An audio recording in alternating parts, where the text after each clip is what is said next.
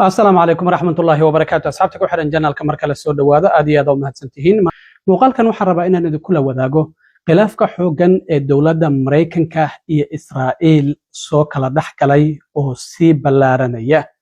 مدحوين كحجان كأمريكا كجي دي فانس أو سي كلول ويرري قلها وزير ذا كجرا حكومة بنيامين نتنياهو كواسي أو كسو هرجستي هشيس كإسفهم أمريكا iyo إيران ay kala saxiixdeen maxay yihiin waxyaabaha la qarin jiray oo si cad hadda uu u sheegayo madaxweyne ku xigeenka Mareykanka waan idinla wadaagaya wadahadaladii dhinaca farsamada oo la filayay magaalada Geneva ee wadanka Switzerland inay uga furmaan Mareykanka iyo Iiraan oo ah 60 maalmood in lagu dhameystiro wadahadalada harsan dib u dhac miyaa ku yimid arrintaasi muxuu ka yiri madaxweyne ku xigeenka Mareykanka oo wafdiga la filayay in maalinta bariya ay baxaan hogaamiyo arrintaasina muxuu ka yiri waan idinla wadaagaya bal waxaan ognahay kadib heshiiskii Mareykanka iyo Iiraan dhaxmaray oo isfahamka ahaa isla markaana lagu dhameynayay colaadda 100 maalmood ka badan u dhaxaysay labada dhinac laakiin markii hore Mareykanka iyo Israa'iil dagaalka ay si wada jir ah u galeen waliba la leeyahay Israa'iil ayaa Trump ku qasabtay laakiin hadda heshiiska marka la galayay Israa'iil waa laga saaray meesha oo waxa heshiiska wada galay Mareykanka iyo Iiraan arrintaasina Israa'iil si aad ay uga carootay waxay tiri dagaalka waan wada galnay laakiin meeshii lagu dagaalay waan ogeyn laakiin meeshii lagu heshiiyay ma aanan ogeyn arrintaasi xukuumadda Benjamin Netanyahu wasiirada xagjirada ee ku jira si aad ay uga soo horjeesteen waxayna yiraahdeen heshiiskaasi inagana ma quseeyo laakiin sida muuqata waa uu quseeyo qodobka koobaad waxa ku qoran in Israa'iil ay joojiso duqaymaha ay ku hayso wadanka Lubnaan gaar ahaan Hezbollah Iiraanna waxa ay tiri haddii aysan Israa'iil joojin Mareykan oo adiga waan kula heshiiyay laakiin Israa'iil lama heshiinayo haddii duqayntaasi aysan joojin oo waan ka jawaabaya haddaba xaaladdu halkaas iyadoo marayso shalay aqalka cad waxa shir jaraa'id ku qabtay madaxweyne ku xigeenka Mareykanka JD Vance waxa uu shirkaasi jaraa'id uu ku difaacayay heshiiskan isfahamka ah oo Mareykanka iyo Iiraan ay kala saxiixdeen waxana uu sheegay in hadda maraakiibtu ay bilaabeen in marinka Hormuz ay soo maraan isla markaana shidaal aad u fara badan oo 12 milyan oo fuusta ka badan uu soo maray Iiraanna aysan wax diyaarada daroona maraakiibta halkaasi maraysay aysan ku soo duqeynin waxa sidoo kale uu sheegay Mareykanku go'doomintii inuu qaaday oo maraakiibta Iiraan inay galaan oo ay ka soo baxaan oo saliidooda ay soo qaadaan arrintaasina dhinaca Mareykanka I think the president's peace plan in Iran is already bearing real fruits for the American people. Last night, 12.5 million barrels of oil went through the Strait of Hormuz. That is a high since the beginning of the conflict. Oil prices are down nearly at their level from the pre-war conflict. Gas prices dropped below $4 a gallon today for the first time since the conflict. And importantly, they're going to keep falling further given how low oil prices are. On the military side, the Iranians for the second night in a row did not shoot at any ships in the Strait of Hormuz. So far, they are honoring their end of the commitment. And on the blockade, CENTCOM has allowed north of a dozen ships to go through our naval blockade. And so we're also honoring our end of the early part of the agreement. لكن shirkiisa jaraa'id waxa uu si aad ah ugu weeraray golaha wasiirada ee kamid ah xukuumadda Benjamin Netanyahu kuwaasi oo heshiiskan ka soo horjeestay waxyaabo fara badan oo Mareykanka iyo Israa'iil ka dhaxeeyay oo la qarin jirayna shaaca ayuu ka qaaday waxa uu yiri madaxweyne ku xigeenka Mareykanka Netanyahu waxaan maqlay inuu ka careysan yahay heshiiskan laakiin waxa uu yiri waxyaabaha anigu markaan la hadlayay uu idahayay iyo waxyaabaha aan ka maqlayo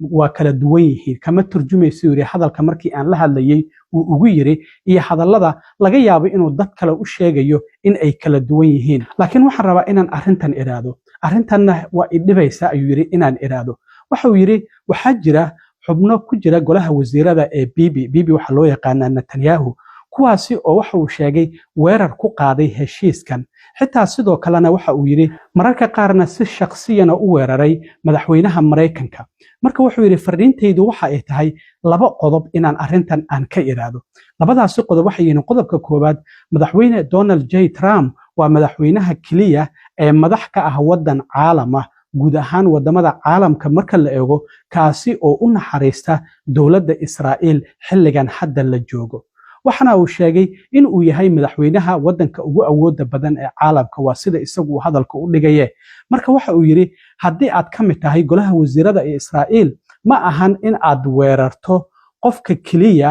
ee awoodda leh ee xulufada la ah dowladda Israa'iil kaasi oo waxa uu yiri meel kasta oo caalamka guud ahaan caalamka aysan jirin hadda qof kale oo sida madaxweynaha Mareykanka uu taageersan yahay Israa'iil u taageersan guud ahaan caalamka kama soo helaysid marka hadalkan turjubaadiisu waxay u dhigmaysaa in Israa'iil guud ahaan caalamkii laga nacay laakiin dowladda kaliya oo garab taagan oo taageeraysa ay tahay dowladda Mareykanka marka waxa uu leeyahay taageerada kaliya oo aad haysataan hadda guud ahaan caalamka iyo madaxweynaha kaliya oo guud ahaan wadamada caalamka ay taageersan taageeradaasi halumina gaar ahaan waxa uu la jeedaa wasiirka amniga Ben Gvir iyo wasiirka maaliyadda Smotrich oo heshiiskan Mareykanka iyo Iran ay wada gaareen si aad uga soo horjeestay oo yiri inaga nama quseeyo haddaba waa kan madaxweyne ku xigeenka oo bal arintaasi xitaa afka ku balaarinaya oo aan ka leexleexanayn Netanyahu is fuming. That's not reflective of the conversations that I've had with him, but maybe he's saying something to somebody else that he's not saying to me. What I will say, and this does bother me, is that you've seen people within Bibi's cabinet who have come out and attacked the deal and in some ways very personally attacked the President of the United States. And I guess my message to them would be twofold. Number one, Donald J. Trump is the only head of state in the entire world who is sympathetic to the nation of Israel at this moment in time. And he happens to be the head of state of the world's superpower. If I was in the cabinet of the Israeli government, I might not be attacking the only powerful ally that I have anywhere left in the entire world. madaxweyne ku xigeenka Mareykanka JD Vance waxa uu yiri fariinta labaad oo aan doonayo inaan u diro qaar kamid ah golaha wasiirada ee xukuumadda Bibi ku jira waxa ay tahay waxa uu yiri horta Bibi isaga waan ku amaanaya maxaa yeelay waxa uu yiri wadada ay iyagu qaadeen ma uusan qaadin maxaa yeelay si cad oo public intuu u istaagin Netanyahu wali ma uusan dhihin heshiiskaasi inaga nama quseeyo oo waan diidanahay wixii uu qababa waa uu la aamusan yahay laakiin labada nin wasiiradan banaanka ayay dhigteen diidmadooda ku aadan heshiiskan marka wuxuu yiri isaga waan ku amaanaya wadada ay qaadeen golaha xubnahaasi golaha wasiirada ma uusan qaadin laakiin waxa uu yiri golaha wasiirada Israa'iil ee weeraraya madaxweynaha Mareykanka waxaan rabaa inaan u sheego ayuu yiri 3 bilood ee la soo dhaafay marka 3 meelood laba kamid ah hubka lagu difaacay ayuu yiri dowladda Israa'iil waxa lagu sameeyay gacmo Mareykana waxaana lagu bixiyay lacagta dollarka ee canshuur bixiyaasha ee Mareykanka marka madaxweyne ku xigeenku waxa uu banaanka dhiganaya oo cadeynaya gantaalada difaaca oo Iran gantaalada ay soo tuureysay difaacayay oo qabanaya hawada ku qabanayay waanba ogeyn laakiin inta badan saan looma shaacin jirin oo hadda banaanka dhiganayo uu leeyahay gacmaha Mareykanka ayaa lagu sameeyay lacagta canshuur bixiyaasha Mareykanka ayaana lagu bixiyay marka arintaasi si cad ayuu u sheegaya marka waxa uu yiri problemka Israa'iil ma ahan madaxweyne Donald J. Trump laakiin waxa uu yiri qof kasta oo ku jira dowladda Israa'iil oo u maleeya in problemka ugu weyn ee dowladda Israa'iil uu yahay madaxweyne Donald J. Trump ama madaxweynaha Mareykanka waxa uu u baahan yahay inuu hurdada ka kaco wargolaha wasiirada Israa'iil ee dhaleelaya heshiiskan madaxweyne Trumpna problemkooda ugu weyn u maleeya waad hurdaysaane hurdada ka kaca ayuu yiri marka waxa uu sheegay marka aad hurdada ka kacdaan ayuu yiri waxa aad urisaan xaqiiqda dhabta ah ee wadankiina uu ku jiro xaqiiqda dhabta ah ee wadankiina uu ku jiro bal eega oo dib isugu laabta oo hurdada ka kaca sidaas ayuu yiri madaxweyne ku xigeenka Mareykanka bal waa kan isagoo arintaasi ka hadlay.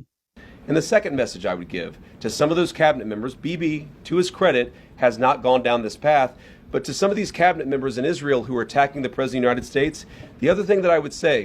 is that over the last 3 months, 2/3 of the defensive weapons that have protected your homeland have been built by American hands and paid for by American tax dollars. The problem for Israel is not Donald J. Trump. And anybody in Israel who thinks their biggest problem is the President of the United States needs to wake up and smell the reality of the situation that country is in. ugu dambeyntii waxa la filayay wafdi uu hogaaminayo madaxweyne ku xigeenka Mareykanka JD Vance in Geneva iyo Switzerland aadaan heshiiska horta waa la saxiixay dhinaca Iran way saxiixeen electronically madaxweyne Trumpna waa kii arbacadii shirkii wadamada G7 ku saxiixay marka muhiimad ma lahan xaflad kale oo la qabto heshiis lagu saxiixo laakiin waxa la isugu tagi rabay wada hadaladii kale ee farsamada 60kii maalmood ee wada hadalka ayaa la filayay inuu bilowdo maadaama heshiiskan uu dhaqan galay hormus la furay maraykankuna go'doomintii uu qaaday dagaalkiina la joojiyey laakiin 60kii maalmood oo wada hadallada in la furo oo bilaabmaan ayay ahayd marka madaxweyne ku-xigeenka waxaa la filayay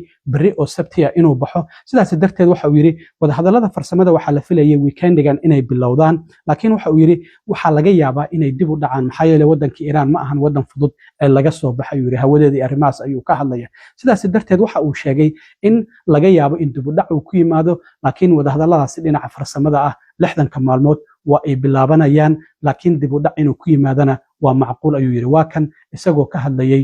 mar kale wada hadalladaas iyo dib u dhac laga yaabo in ay ku yimaado. Our plan is to go to Switzerland. I don't know exactly when. The way that we're setting up this technical negotiation is that obviously you're going to have the political leadership involved. Excuse me. We're going to have people on the ground actually driving the technical talks, the nuclear talks. How do you destroy this highly enriched uranium? All that stuff. That you really just have to get into the nitty gritty on. So, I plan to go to Switzerland. Exactly when, we think these technical negotiations are going to start sometime this weekend. That's still the plan, but that could change because it's not an easy country, Iran, to get out of. And so we're trying to figure out exactly when that's going to happen. I suspect this weekend, but I'm not sure. ugu dambeyntii hadda maanta Israa'iil waa ay duqeysay Lubnaan Xisbullah waxa la leeyahay Lubnaan 18 qof ayaa ku dhimatay Israa'iilna 4 askari ayaa laga dilay hadda waxa soo baxaysa marka xabad joojin inay gaareen laakiin xabad joojinta Xisbullah Israa'iil u dhaxaysa waa on kaliya afka markasta waxa la arkayaa in inta xabad joojin la gaaray haddana labada dhinac ay isduqeeyaan laakiin heshiiska xabad joojinta ama isfahamka Mareykanka iyo Iiraan ay wada galeen qayb ay arinta ka tahay haddana waxa la leeyahay xabad joojin kale ayaa labada dhinac ay gaareen laakiin arintan la yaab kale Trump waan ogeyn inuu Netanyahu mar uu wacay uu iscaayay uu yiri aniga dartii ayaa banaanka ku joogtaa mar hore ayaa xabsi ku jiray lahayd isla markaana sidoo kale uu yiri caalamka waa laga nacay adiga dartaa ayaa Israa'iil loo nacay laakiin haddana madaxweyne ku-xigeenka inuu yiraahdo war anaga ayaa idin difaacaynay isla markaana hubkeena iyo lacagteenan idinku bixinaynay haddana ma waxaad ka soo horjeesanaysaan madaxweynaha kaliya ee idin naxariista ee caalamka guud ahaan haddii aad tagtaan oo la idinka nacay ninka kaliya oo idin taageersan miyaad ka soo horjeesanaysaan bal Mareykanka iyo Israa'iil halkaasi ay u maraysaa labadii xaq darro ku heshiisa xaq ay ku dagaalaan waxyaabaha kale ee ka soo kordha haddii alla idmo wayna arki doonaa